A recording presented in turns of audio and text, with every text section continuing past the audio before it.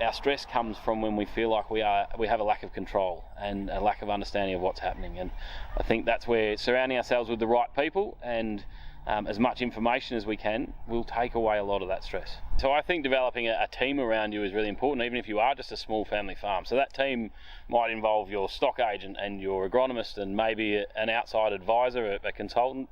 But it can also just be neighbours and family and friends and people who, well, ideally have a diverse background so that they can bring new ideas to what you're doing on farm, but also just a different perspective. I think sometimes we live in a bubble, and that bubble we keep reassuring ourselves about things. So even if we think things are bad and we're talking to other people who are of the same mindset and the same background, they also will be thinking things are bad, and we just keep basically reassuring that same idea that things aren't right. I think bringing some different perspectives in is really important. So building a team around you in whatever way you can is probably my message. And we're all guilty of not talking about it, because we'll find a way through it. And particularly on farm, we are doers, we are fixers. We have the general mindset set that there is a way that we'll be able to fix it. There's most things we can fix. And they look at mental health in the same way. It'll be fine, I'll figure it out.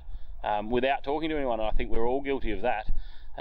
When the reality is, if you are talking to other people and you are sharing experiences, then it will change the way that we look at it. It'll change the way that we perceive ourselves and the situation that we're in. So I think absolutely we're all guilty of it. Everyone needs to put more effort into opening themselves up to discussions and being a bit more open about where they're at personally.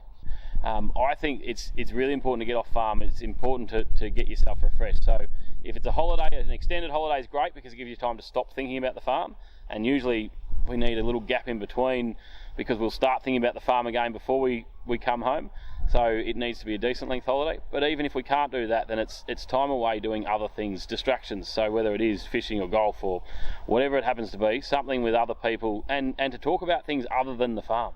I think it's really important just to get out and experience other things and just relax and take your mind off what can be very stressful, especially under the current circumstances this last 6 or 12 months.